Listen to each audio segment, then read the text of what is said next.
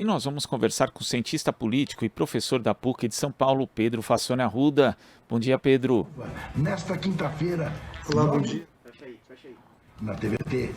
Pedro, nós tivemos aqui já após a concretização, aí, a oficialização desse segundo turno nas disputas presidenciais, os primeiros movimentos a respeito do tabuleiro, né, do xadrez político que nós temos. O presidente Jair Bolsonaro ganhou explicitamente os apoios de Romeu Zema, governador de Minas Gerais, também de Cláudio Castro, governador do Rio de Janeiro, e do ex-candidato ao governo de São Paulo, Rodrigo Garcia. Já o ex-presidente Lula teve o apoio oficializado do PDT, também do Cidadania, e de personalidades como o ex-presidente do Banco Central no governo FHC, Armínio Fraga. O que dá para a gente prever em relação a como vai ser a campanha nesse segundo turno a partir desses apoios declarados, Pedro? Vai ser uma campanha bem difícil, né? Principalmente porque mesmo com uma eventual e provável, né, vitória do Lula para presidente, vai encontrar um Congresso ainda mais conservador do que na atual legislatura, né, com também a influência dos governadores que apoiam Bolsonaro em dois dos principais estados da federação, né? O resultado aqui em São Paulo ainda não está definido. O apoio do Rodrigo Garcia, enfim, não ajuda muito o Bolsonaro, até porque ele teve um desempenho muito fraco nessa disputa, né? O primeiro tucano aí que não consegue se eleger desde 94, inclusive, então mostra o desgaste que o tucanato enfrenta em São Paulo e também, eu acho que não vai influenciar muito a disputa o apoio do Rodrigo Garcia ao Bolsonaro, né? O que preocupa realmente é essa bancada conservadora na Câmara dos Deputados e principalmente no Senado Federal, que é a Câmara Alta ali no Congresso, né?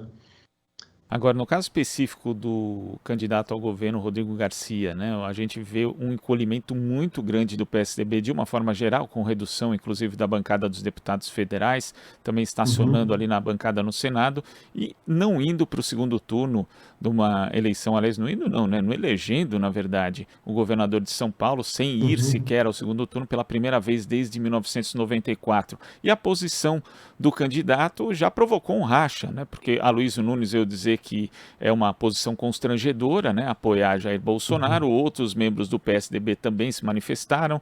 Então, isso na prática confirma o declínio do PSDB, que já vinha de algumas eleições? Sim, o PSDB colhe o que plantou no passado, né?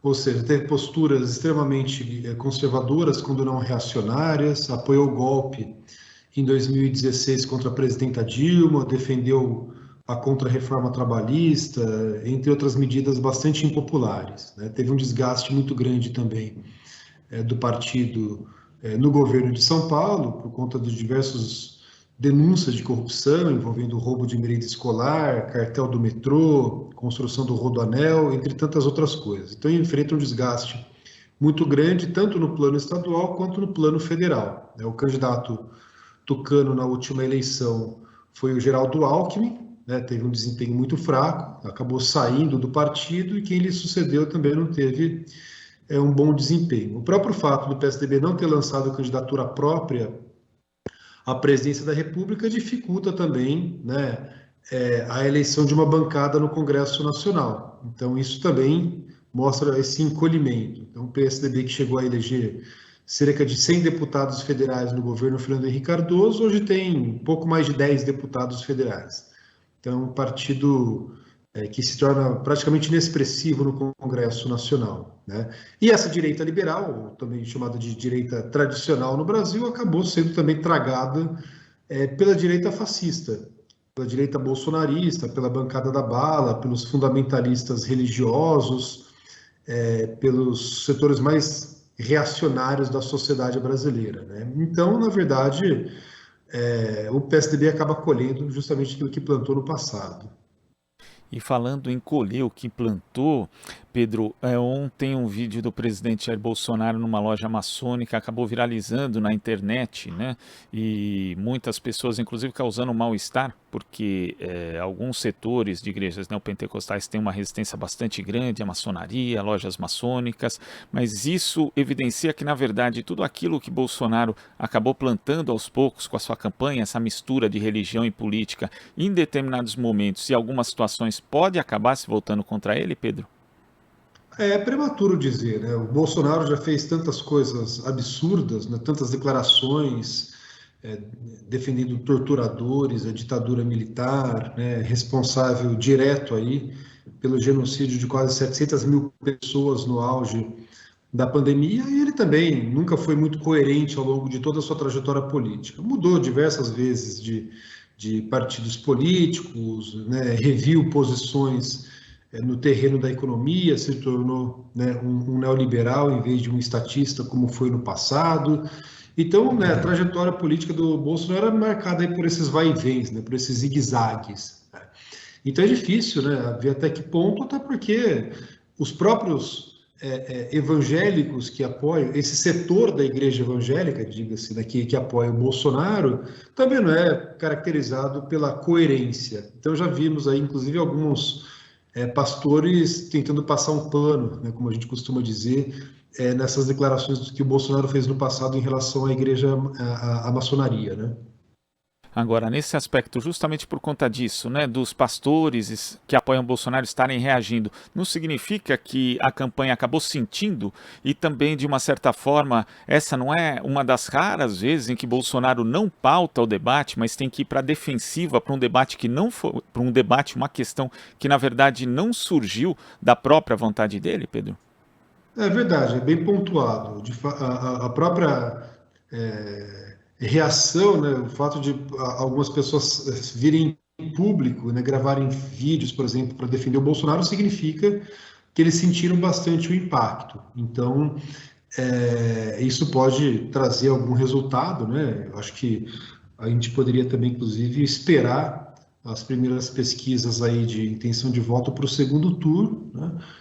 Mas, de qualquer maneira, né, independente desse ocorrido, o fato é que o Lula continua sendo, né, o favorito para ganhar a eleição presidencial, né? O Bolsonaro parece que atingiu o seu teto ali, né? E o Lula tem, né, um eleitorado aí com o apoio dos eleitores mais pobres, da população negra, das mulheres, que são a maioria da população brasileira, se a gente levar em consideração todos os tipos de recorte, né? Classe, raça e gênero, né? O Lula ainda tem uma importante vantagem aí no segundo turno em relação ao Bolsonaro.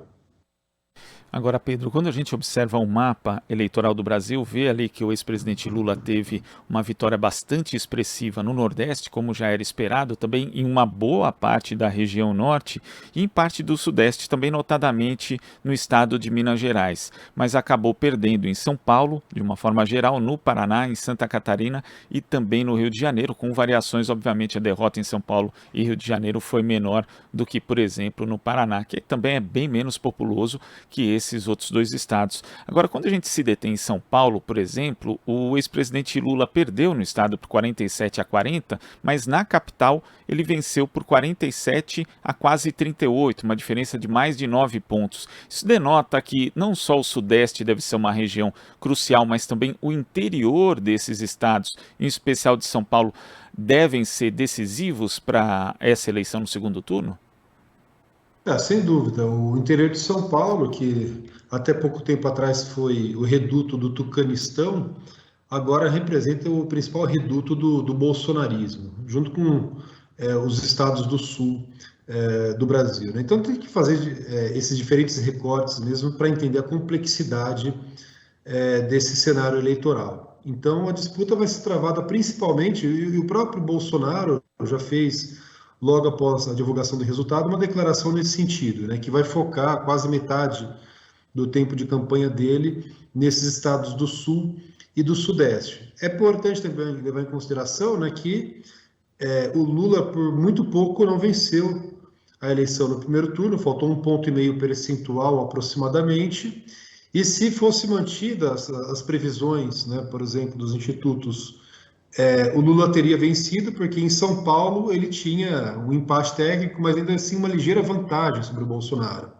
Então, se tivesse pelo menos empatado no estado de São Paulo, o Lula teria vencido essa eleição já no primeiro turno. Então, falta pouco, né?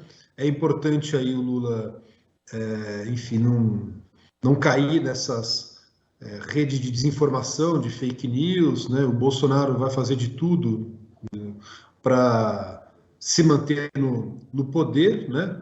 A gente sabe que ele não tem escrúpulos e pode fazer qualquer coisa em relação a isso, e a rede de compartilhamento de informações falsas está atuando aí a pleno vapor, né? Então a disputa vai ser importante. Eu acho que no norte e nordeste, principalmente, o quadro está relativamente estabilizado, né? Mas essa volatilidade, digamos assim, do eleitorado de São Paulo talvez possa fazer a diferença no segundo turno. Pedro, queria agradecer a sua participação aqui no nosso Jornal Brasil Atual de hoje. Até a próxima. Até a próxima. Bom dia a todos e a todas. Bom dia. Conversamos aqui com o cientista político e professor da PUC de São Paulo, Pedro Fassoni Arruda. Estamos apresentando Jornal Brasil Atual. As notícias que os outros não dão.